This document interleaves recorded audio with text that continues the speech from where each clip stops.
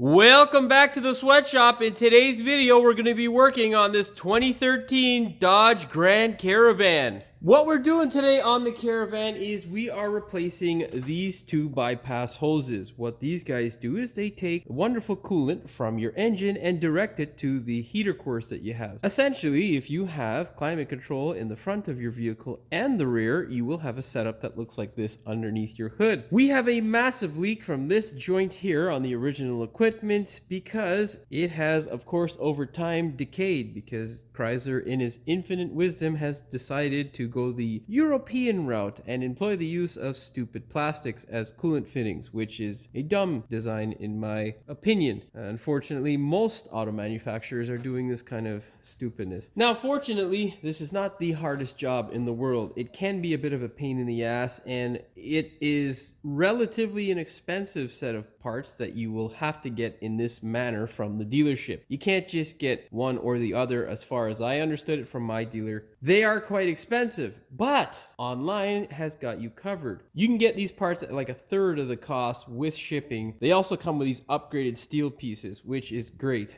And the best part of it is they also come with these metal pieces that are upgraded, which is quite nice. They're probably aluminum.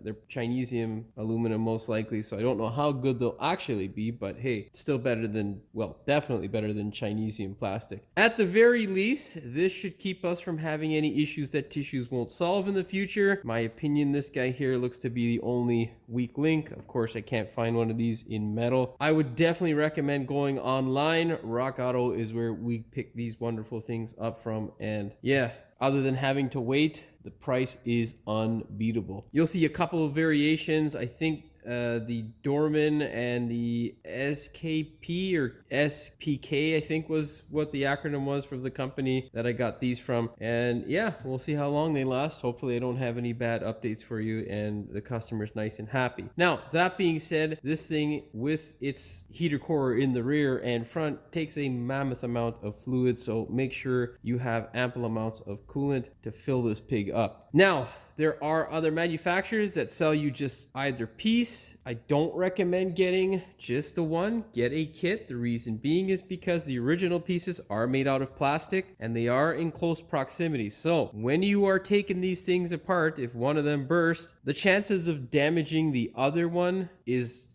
high. So do yourself a favor. You're already draining the coolant of system and replenishing it. Just replace both of them at the same time. And these kits are actually cheaper than some of the individual parts. So just my thoughts. Hopefully you guys heed the warning and take my advice. Now, of course, before we get started with today's video, do me a big favor. Hit that subscribe button as well as the notification bell so you never miss one of my new videos. Our first step is going to be to put this thing up in the air. You don't necessarily need a hoist to do this job. It just makes it easier to drain the coolant out. Well, a hoist just makes everything easier, and that's why I refuse to do most jobs on the floor unless, well, if you guys have seen my videos in the past, you'll see some of the videos where I've done jobs on the floor, which I'm not the happiest of campers. So yeah, if you have access to a hoist, definitely use one because it'll make your life considerably better. That being said, I'm going to pop the hood. I'll show you what the pieces look like inside of the car, and I'll show you where it busted from and, well, how much fun we're going to have.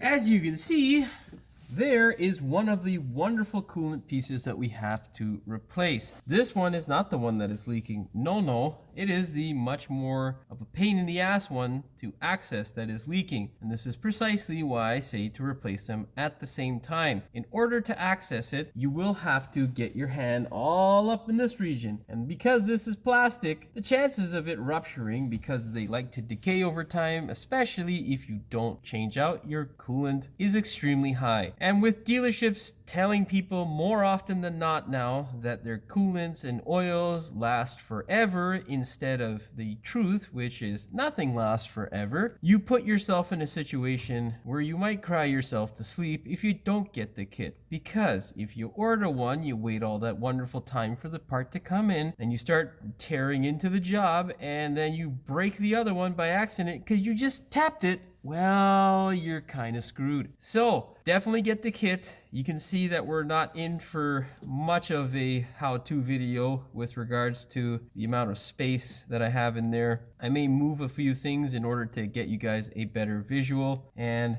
yeah, if you own your car and are planning on keeping it for quite a while, my advice is to service the fluids, because even though the owner's manual in a lot of the newer cars say that everything lasts forever, that's not necessarily true. And changing the fluid, yes, it can be expensive sometimes, is almost always 1000% of the time cheaper than replacing the component that has failed. So coolant and engine and power steering, all these fluids that keep your car running, just replace them periodically. And if you're going to replace them, use good stuff. You can replace them before what the owner's manual says. It's not going to kill or hurt anything other than your pocket. That being said, I'll put this thing up in the air and I'll show you exactly what the symptoms were that the customer faced and what happened when they discovered that they had a coolant leak. Now, on the said night that had this traumatic event happen to the customer, he realized, because you could smell a weird sort of toxic smelling sweet smell that occurs when your coolant that was leaking from up in that region there fell all over the exhaust. You can see it here, that brown disgustingness is the coolant that landed on our exhaust all throughout the flex pipe and the manifold area and just burnt to hell. Of course, the smoking was a good indication, but it wasn't enough to stop the customer. No, they thought, maybe it was just water or something that they had hit or whatnot. It was snowing that night, so you never know. But no, the toxic smell is the key sign. If you smell something that smells sort of like a toxic sweet smell, it's most likely coolant. The majority of the times, that's what it is. You can see here that the underside of the subframe is completely coated. I had this car about a week and a half ago and none of this stuff was there. It was nice and dry. The only thing that was there was just a nasty, salty looking grime that ends up on everything here in the rust belt. So that is one of the signs you want to look for. With this thing here, pretty easy to spot because it turned into a massive leak. Of course, what caused the leak was that stupid elbow, which I'll try to show you in a minute here, but we don't know for sure. So our process is now going to be to remedy it, of course, start it, bleed it, and pressure check the system to make sure that we don't have any other leaks that may have caused that stupid elbow to break. That there is the elbow in question that may have caused our issue that tissues just won't solve. You can see there that it is in a relatively low place in comparison to the rest of the cooling system. It's kind of at the midway point of the engine and at the halfway point of the height of the head. So I don't think, hopefully, that we have any other coolant leaks that may have contributed to that elbow blowing out. And I think it's just the elbow, but of course, we're going to test that once we bleed this thing by pressure testing it. You can also see what a pain in the ass it's going to be to get to that. Of course, it's not the end of the world type of job. You can definitely do it in the driveway, but well, you may come away from this job with some reoccurring nightmares. Our next step is going to be to open up our petcock on the radiator and make sure that it drains out. Of course, Chrysler, in its infinite wisdom, put the, well, there's a little nipple here on the petcock that is supposed to allow the fluid to drain out. Of course, it would be nice if they attached the little hose to it. That's where this guy comes in. I'm going to try to fit it on there. If not, it'll just kind of wet this whole area. Make sure you get a nice large drain bucket. Can we get it on there? No, not a chance. What a stupid fucking design. Oh boy. Why do we love the Chrysler? I don't really know.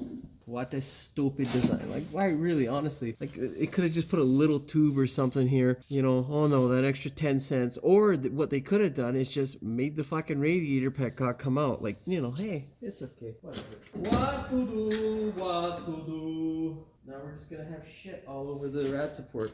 Grab yourself a flat screwdriver and gently begin twisting this guy. Do not be overly aggressive. They can break. And, well, we're already doing one piece of the cooling system. We do not want to do another.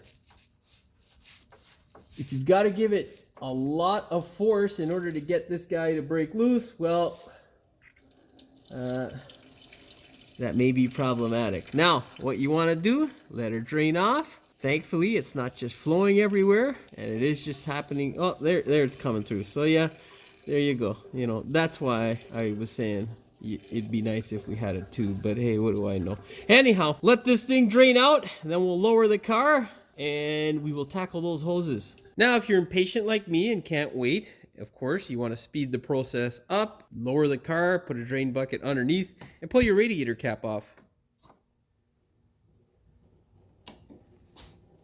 You can hear in the background the flow is speeding up. Now we just play the waiting game. Should be fun. Now, I've gone ahead and removed our vacuum hose from our brake booster in order to get you guys a little bit of a clearer shot. It's kind of a pain in the ass to get in there with the camera, but we'll try our best. Of course, there are 6 fittings that you're gonna have to deal with, and it can be a little bit confusing. My advice would be to grab a paint marker like this and just mark the hoses if you think you're gonna get confused. What you can do to make sure you absolutely don't get confused is you put 1 dot, say, on this hose here. You can put 2 dots on another and 3 on the other end of whichever piece you are trying to remove. That way there is no chance you can get confused, and if you do, well, just give it up. Just put the tools down, walk away. Now, your best friend for this job is going to be a clamp removal tool. It's one of those ones with a, you know what, I'll just show you. Now, in my opinion, the best tool for this job is this guy right here, accompanied by this clamp removal tool. If you have one of these things with a string attached to the end, and at the other end of that wire, a clamp like this, well, this is going to make your life considerably easier. Of course, with these 2 tools, you should have absolutely no problem getting this crap off of the car. That being said, let's go ahead and give you an example here. This is an easy one. You just place it over like so, and then when you get it snug on the clamp, just pull it. And you want to pull and push the clamp until it's unseated from the rubber, and you can pull it off the holes in this fashion here or off the other way. Usually we go onto the hose, but you can see here a little bit of a pain in the ass to get it off because there is a bit of a ridge. And this is where your vice grip comes in. So you can move this guy now to whichever way you feel comfortable, and then you can clamp it more with your vice grip, because for whatever reason the clamp removal tool doesn't always do what you want it to do. So let's set this guy up here so I can clamp it without having to bend it.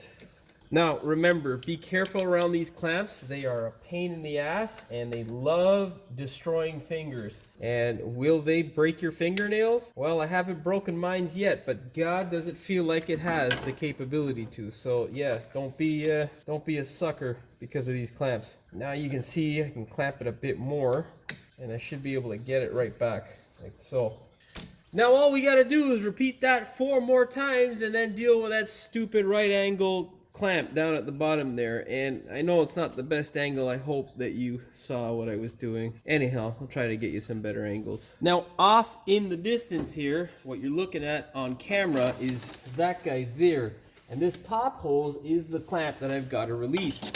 It is a mighty pain in the ass to get because I'm filming. I've got the car currently up in the air a bit in order to get this angle so that I can show you what the hell is going on. I'm gonna try my best to see if I can set the camera up, but we're gonna remove this top radiator hose first and the one that I just showed you how to replace or move that clamp on. The reason why we're doing that guy first is because once we get it out of the way, we'll be able to access that stupid elbow and the other set of hoses that need to be taken off that are behind this front one. And because we're replacing the front one, there's no point in keeping it in the way as we try to access the problem. So hopefully you took my advice and bought the kit, because if you're not, well, you're gonna have to work around this. And yeah, like I said, the chances of breaking it are extremely high. That top clamp there is the one that I'm going to be removing, and then we'll be removing the one that's on the bottom on the other side. We'll mark that one with the second set of dots so that I don't get confused, because, well, as the older I get, the harder it is to memorize shit. Now let's see if I can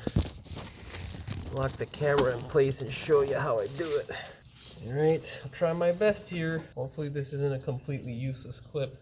Alright, nice thing about the camera is Well, until your fat hand gets in the way, it actually helps. Would have been nice if they put the clamps on this side, but hey, thanks Chrysler, appreciate it. Of course, the stupid AC systems right there. Now, another thing with the Chrysler is their heater cores, well, they're made of Play-Doh, a lot of them, at least the crimps that hold the stupid thing. Now, I'm not sure if the Chrysler has an issue with that, but you damn sure don't want to find out because you get a leak. So be careful. Yeah, I can't get that shit like that. Okay, let's see if we can get my clamp removal tool in there, and then we'll rotate this mother. Oh yeah, baby. Of course. Oh shit, my camera is in the way. Yeah, see that? Combination. You gotta tag team these bastards sometimes. Okay, now let's do the rotation. Rotating. Do the rotation. Oh, I can't rotate it in the back there. Okay, let's get it down some more then. Get it free. Yeah, on camera it looks like there's a lot of room, but that's the size of my finger, about, I don't know, 3-4 inches. So that, it shows you, yeah, you don't have much room. It sucks. It's a stupid job. Okay. But now that we got it broken free, it's going to be a little bit easier to handle with the clamp. Now this is a 6-inch. We're going to swap it for, well, we're not swapping it. We're going to add to the Onslaught with our army of tools by way of a 9-inch vice grip needle nose. Yeah! Make sure you give it a little bit of slack because the clamp has that stupid tab there. Why is that tab there? Well, just to make your life a pain in the ass, as usual. Now, this would be easier if the camera was not there, because be able to fit my fat hand in there. And sorry, I'm knocking the camera out of position here, but hey, you know what? You know what's more important, guys? Me getting this job done, because a massive snowstorm is on the way, and I don't want to deal with that shit. Alright.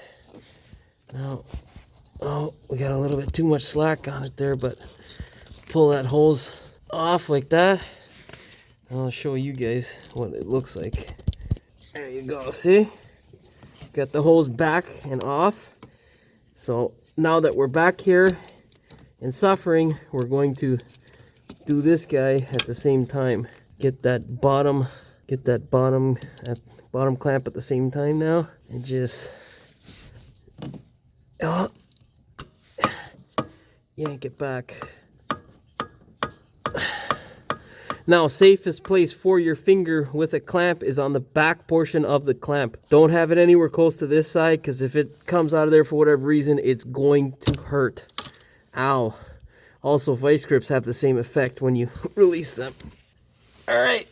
Hopefully that wasn't a completely useless clip. Okay, these are our last two clamps that I'm going to have to do. Now, it is going to be extremely hard for me to show you, but I'll try my absolute best. What we're going to do now is do the combination thing. We're going to rotate that bottom clamp in order for me to get it with a vice grip. I don't know how I'm going to rotate it just yet, but we'll see. Maybe we can get it with the vice grip, actually. Of course, my camera's in the way.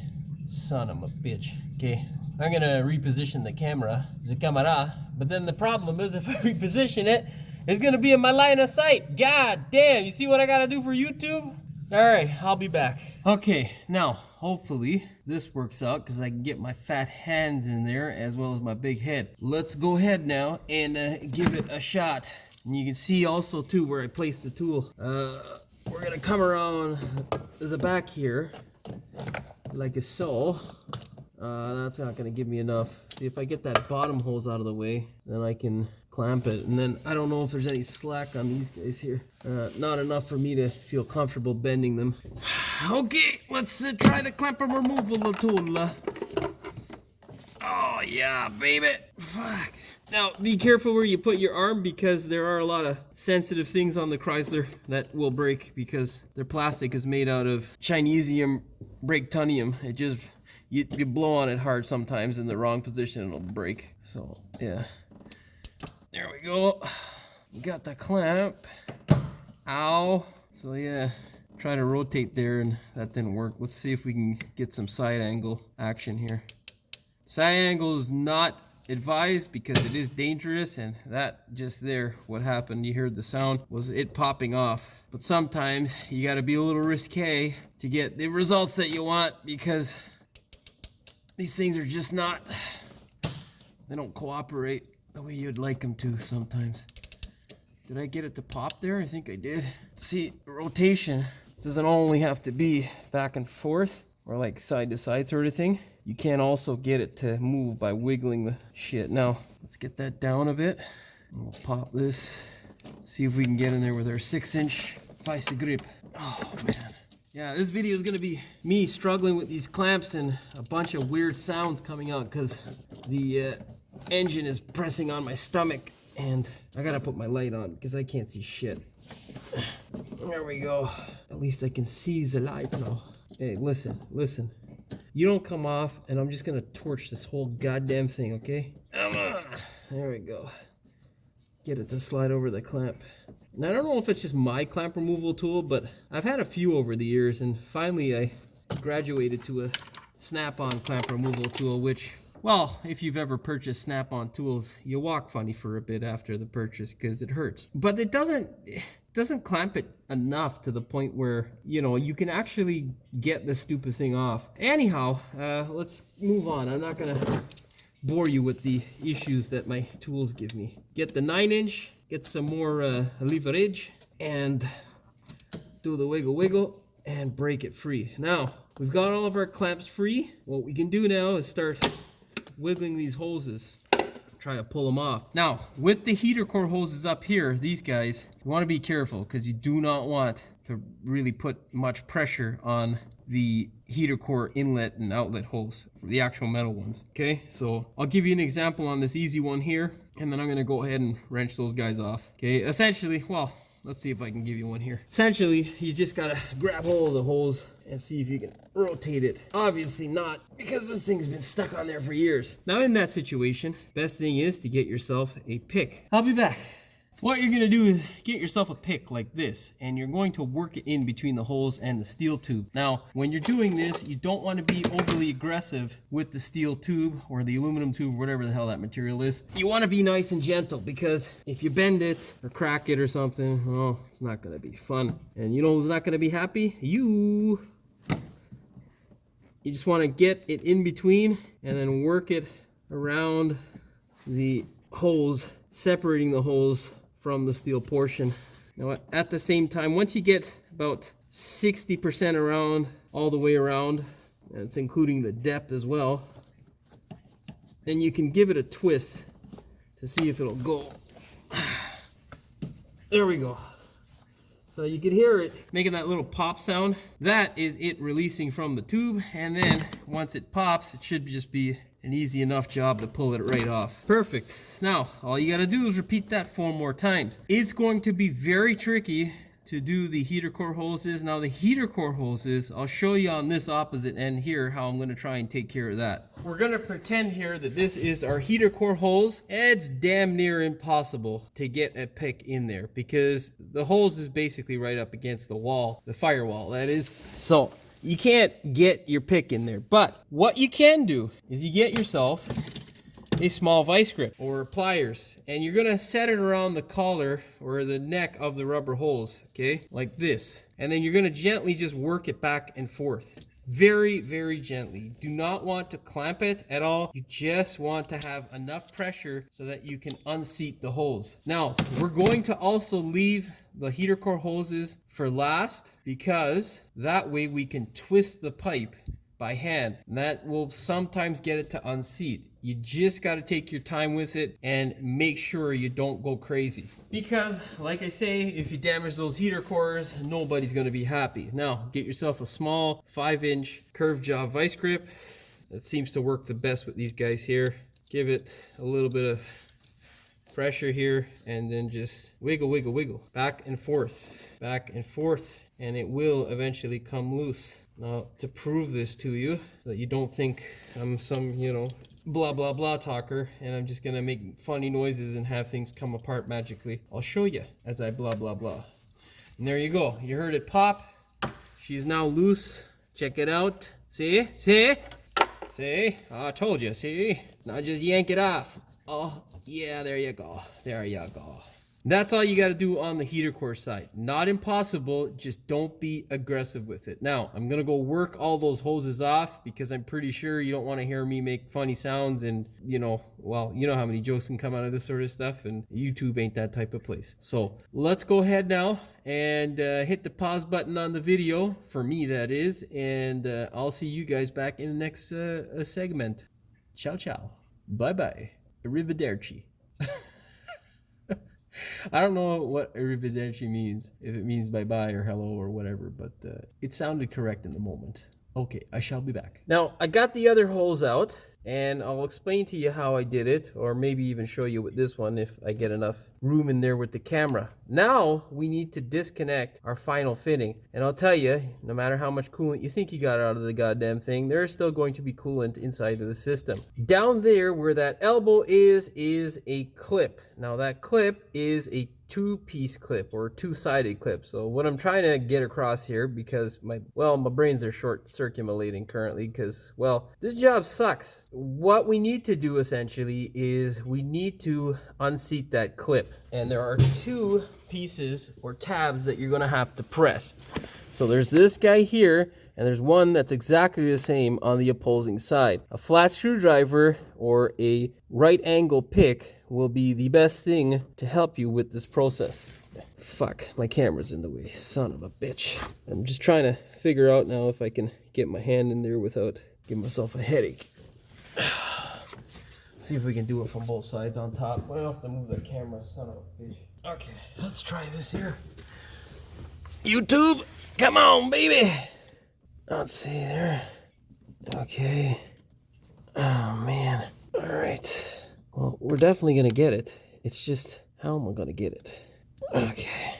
And now what we need is an enormous screwdriver because my camera's in the way. So let me go get one of them. Now, just to be clear, you don't need a pry bar, but because I'm filming this for you at home, I can't get in there with my stupid thing in the way, my camera. There we go. See? I got it to pop there. So wiggle it the rest of the way off. Yeah, baby. Okay. All right. Okay. Now, with that out of the way, I'm going to reposition my camera and show you how I got that other heater core hose off. This one will be considerably easier because the other one's much larger, and as you twist it, well, it wants to hit you in the face. In order to do this, what you're going to do is you're going to grab this end here, that elbow end, and just start twisting. Okay, nice and easily though. Okay, eventually with the pressure, that guy's gonna pop and break loose. Come on. Now, if for whatever reason it's just too much, twist some the other way. You gotta confuse them sometimes, you know. I didn't even do the vice grip because I couldn't really get it on there. But the vice grip may be what we need. Oh, no, I got it. Ha, ha.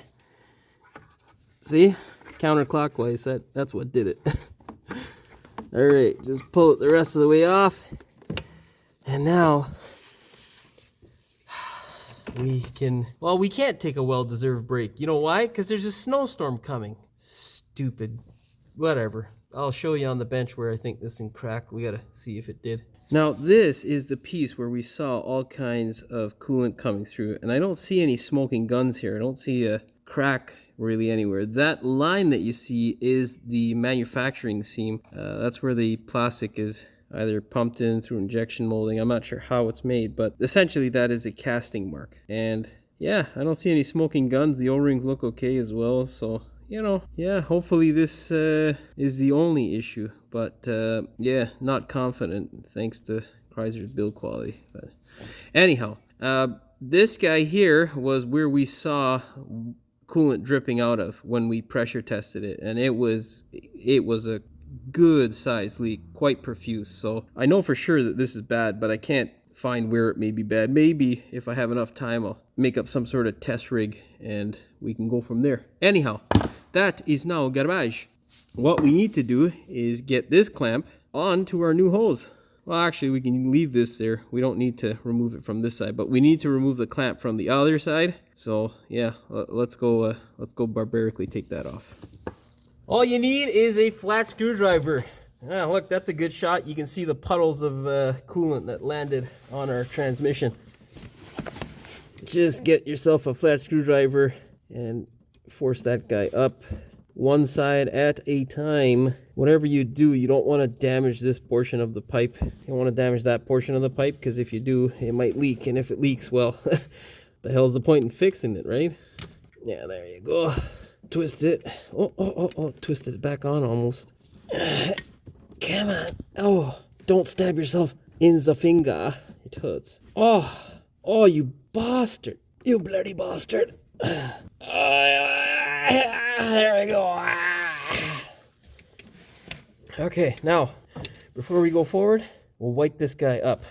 Make sure there's no debris from the coolant side, because you can get sediment and crap that gets on. And then if you put it on without cleaning this shit off, you can damage that stupid O-ring. And because it's a Chinesium part, the chances of damaging the O-ring, high. Very, very, very high. Okay, let's go ahead now. We'll get that hose with the elbow. We're gonna spray every single fitting that attaches to that hose with WD-40. Go ahead and sneak it into place. I got another tip for you that I discovered before I put this thing on. Make sure you arrange the hoses as closely as you can to your wonderful old pipe that came out of there, okay? Because if you don't, well, that would suck. Oh, damn it. See, the WD-40 helps, but moving the clamp back would be even better, Jimmy. Now, just connect this guy here.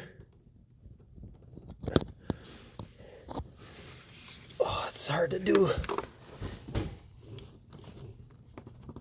Oh, yeah, I can't do that. I gotta move my right hand. Just make sure you wiggle it on gently. Do not be overly aggressive with that. Camera's in my way. You can see there, that's what it should look like. Make sure that clip there is behind and actually clipping that raised portion of the pipe. And then once you push it on all the way, pull it back, because what's going to happen is with the pressure in the system, it's going to push it back. And if you allow it to push it back while the pressure is building in the system, it can sometimes cause you an issue. Okay, I'll be back. You're going to force that guy on now. Just move that clip back as far as, or that clamp back as far as possible, and push the hose on.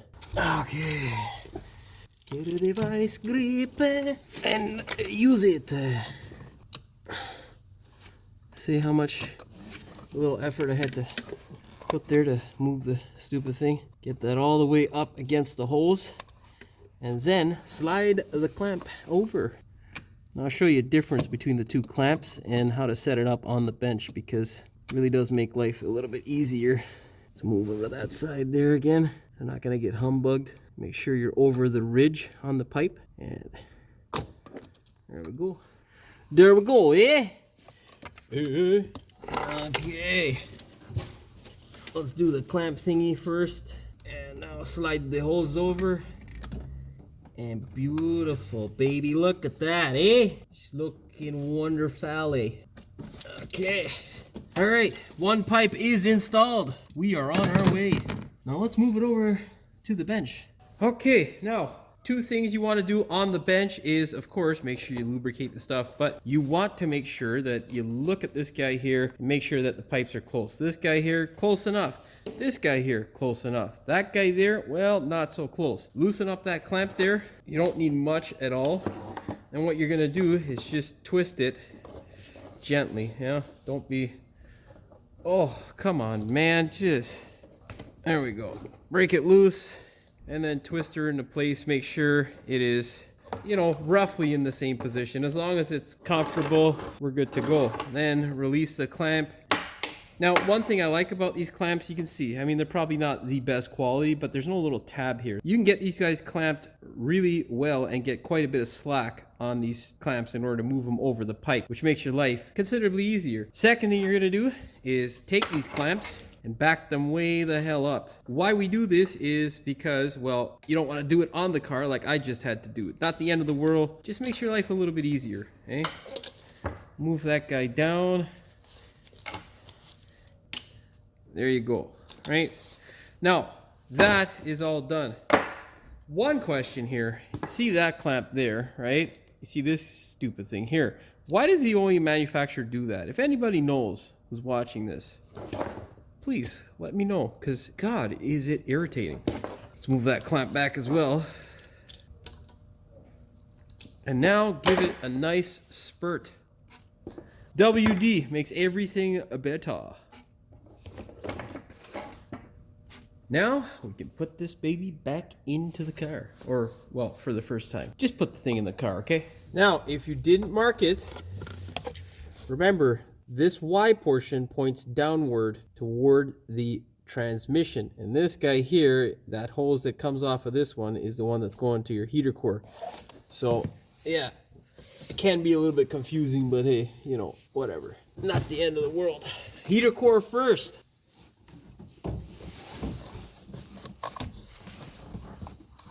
Oh, yeah, it's kind of tough sometimes to find the hole. There you go. There you go. Now let's get our long ass vice grip. Oh yeah. Oh, that's no good. Let's clamp that. Get her into place. Make sure the hose is all the way there. Make sure you're over the ridge. And clamp, baby. Yeah. All right. And now that back hose. Oh, damn it. Okay. Oh, all right. Get it right up against the ridge. And I'll get my clamp for this one because I can't get my fat hand back there.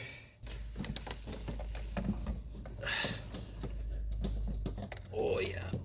Oh, there's that hood latch. I was trying to enter my stomach. Oh, we got it on there? Yeah. Good stuff. Like I was saying, nice thing is with this one here, you don't have to clamp the hell out of it in order to get it into place. Thank you, China. Most of the Japanese clamps are actually like that, which is nice. I really like that. And finally, our last connection. Oh, yes. You know what? That's actually a bit too long. I have to cut that baby down a bit. Yeah, let's cut it. That would be much better right there because it's not going to rub in the back here. So, yeah, you heard it here, boys and girls. We are going to modify this guy here. So, let's cut off 1 inch. Now, whenever cutting this, make sure you have a really, really nice, sharp knife. And make sure you cut it straight.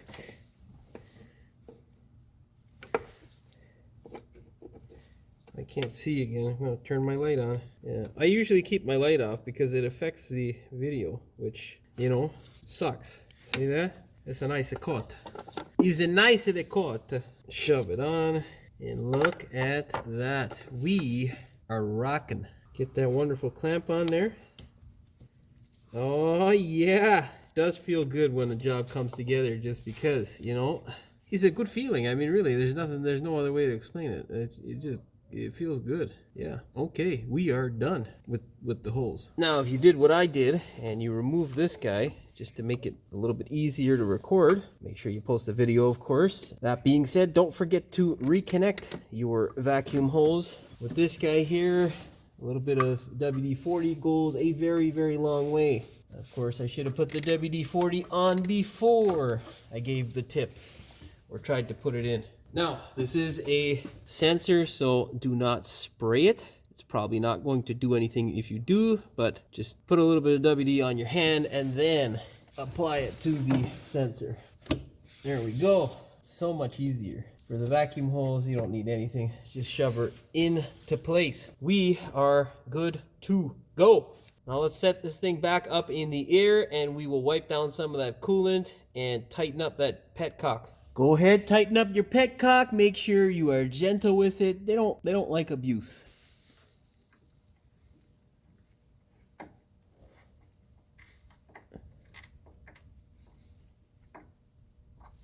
snug it up. That is all that is needed. Now, whatever you do, it is important to get some quality coolant. Make sure you do yourself a favor and get the quality coolant that this thing deserves, because if you get any cheap crap, well, the other plastic garbage on this engine will blow out and you'll end up with other leaks. That being said, make sure you get a shit ton of coolant. This thing apparently takes, I think it's 13.5 empty, 13.5 liters that is, so that's probably like 14 quarts. So make sure you have at the very least 2 bottles if you're having concentrate or pre-mixed, and if you're getting pre-mixed, well, I'd probably get 3 just to be safe. You probably have about 6 liters missing, but you don't want to find out the hard way that you're short. Now go ahead then and pour in the coolant.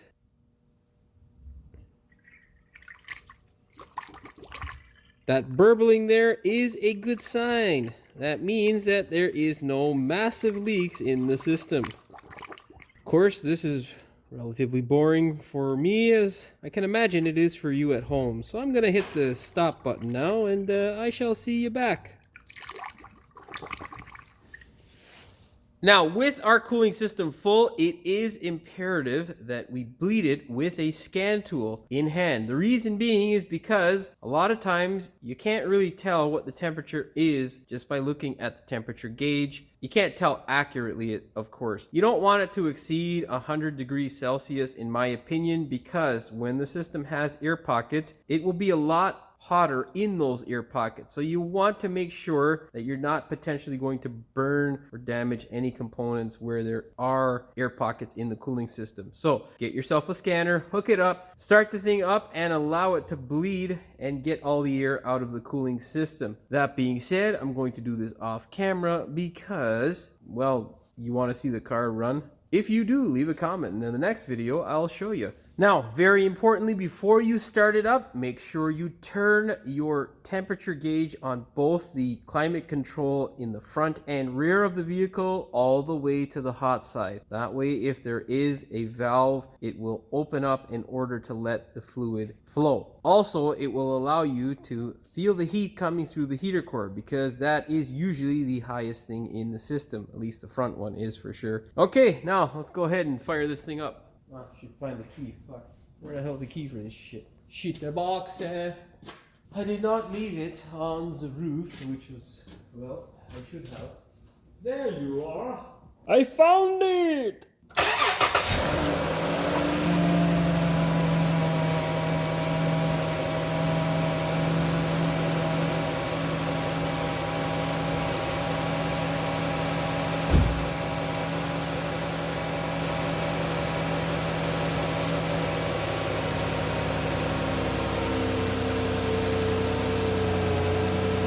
All we need to do is top up as needed, and yeah, we're gonna smell all that wonderful coolant, which is gonna suck. Yeah, just keep this process going for a good, well, it's a V6, so I'd say 20 minutes. Anyhow, we'll see you back. Now, we're pretty much done with bleeding this thing. I'll tell you, it is a bit of a pain to do. And I'll show you exactly what I did, summing it up. It'll make your life quite a bit easier. This has been now probably about 15, 20 minutes. And as you can see off in the distance there, we got a lot of fluid and smoke coming off the radiator. Now, the reason is because obviously it's hot, and the coolant that fell out of the neck of the radiator is currently burning off. That being said, what I did was start this thing up, get it up to about 50 degrees, get it a little bit warm. Once it got warm, there is a bleed nipple in the front of the engine on the little plastic crap. Basically the neck that goes to the upper radiator holes. I'll show you. That guy right there, you're going to need a number 3 or number 4 Phillips to crack it loose. Now you want to do it when it's not super hot because, well, the plastic components, like I say, are pretty crap and they can break. Once you break it loose, you want to keep it open until some air comes out of there. Now this is not the Chrysler method. I don't know what the Chrysler method is because, well, it's rather a pain in the ass to look those sorts of methods up on Shopkey, and, well, pretty much every car is pretty much the same. There's not really any sort of special thing you got to do with bleeding a car. That being said, start the thing up, let it get up to 50 degrees, crack that bleeder screw open, and then keep adding as needed. Now, hopefully you have a much bigger funnel than I did that fits the neck of the radiator. If you do, you'll definitely avoid all this mess. Obviously now I have a nice puddle to clean up on my floor. Thank you very much, Chrysler, and my stupid funnel. Anyhow, what I do is after I get to the 50 degrees and I open up that bleed valve, basically let all the air out with the car running, of course, and add coolant as needed. You're going to continue this cycle 1 to 2 more times depending on what the temperature is and how much of an airlock you potentially may have. It's kind of a back and forth cycle, and of course the Chrysler likes to bubble up quite harshly.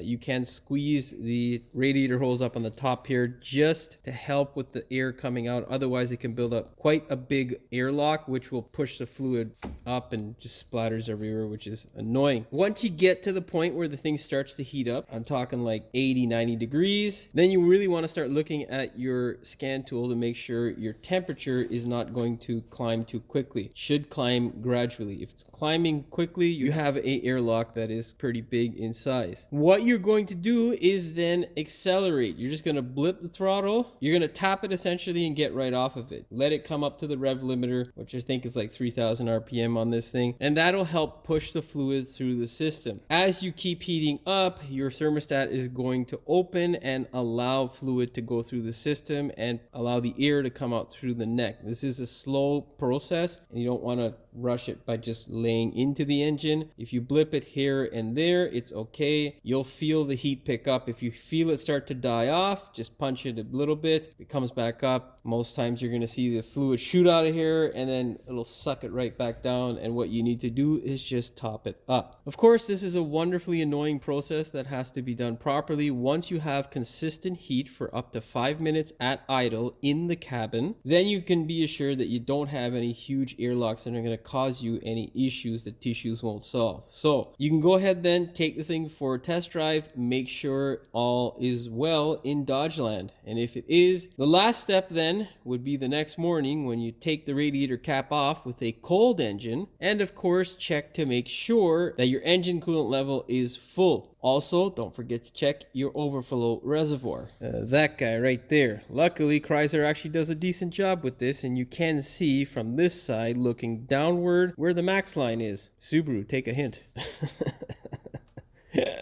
Now, very important, if you had a leak and you weren't 100% sure where it came from, very, very important that you make sure you pressure test the system. Now, if you don't have this particular tool, this pressure tester right here, well, you can most likely get it from any local parts store. Most parts stores nowadays rent this sort of stuff out, sometimes at no extra cost. So you can get it there. Make sure you test it when it is cold. Do not test your system when it is hot, because what happens is as the system cools off, the pressure will drop. So as it drops, of course, you're going to think that it has a leak when it in fact doesn't. Now, that being said, usually you can locate the pressure for the system on the radiator cap on most brands and models and whatnot, not with our friends at Chrysler because they're stupid. I don't know what the pressure is for this system. I'm not going to look it up because Shopkey drives me absolutely insane. So I wouldn't exceed any more than 15 PSI. What you do is set it to 15 PSI, make sure the temperature does not change drastically so you don't get a false reading, and leave it there for 5 minutes. Put it up in the air, crawl around underneath the car, inspect it, make sure there's nothing dripping, and you are good to go if you don't have any drips. Well, that's pretty much all she wrote for this one. You can see there on the floor I've got quite the mess to clean up, which is probably a hint for you to get this done by a professional, because, well, if this sort of mess takes place in your driveway, you're not going to have a happy face. Yeah.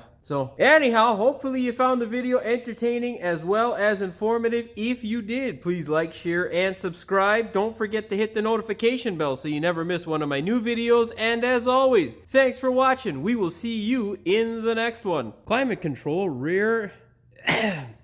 So if you currently we have a massive leak under the hood because this particular part on the car has taken a massive crack. This should be easy, and I don't have much time left because there's a massive snowstorm coming. So shut up, be clear and concise, Jimmy. We have a massive leak from the hood of fuck, jeez. I just gave myself a pep talk, son of a bitch. It's not, and they also come with these upgrade. Just my tip there, hey babe. Yeah. If you own your car and are planning it. Now, the signs of trauma that occurred on the said night that the customer realized that there was a problem, well, I don't know what the fuck I just said. I confused myself. There's a little nipple here that's allowed. Now, as your coolant continues to drain, it will eventually start to slow if the system does not have any massive leaks. Ours does, so it's still dripping a bit because of our leak, but that's not necessarily an issue. That's all bunch of shit. They're not going to understand that shit, man. Just fucking delete. Now, if you're impatient like me and can't wait, instead of letting it drain out, you and pull your radiator. You can put 1 dot for one particular hose, 2 for another, and whatnot, and so forth. So, oh god, this is gonna be a painful video for me. I'm so tired and just fucking cranky, just pissed off. What you want to do in order to make sure you absolutely don't get so long, we got to pick. Oh god, hood latch is stabbing my stomach. Son of a bitch. There we go. Cramp. WD, baby. WD, baby. Let's not look for the waste grip now, Jimmy. Let's just put this motherfucker together.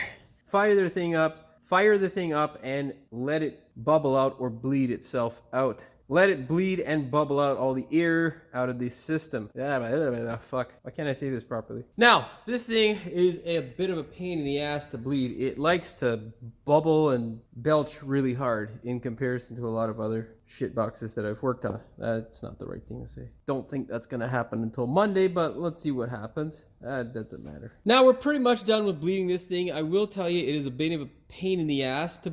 It's rather a pain in the ass to look those things up for me on our wonderful friend there at Shopkey.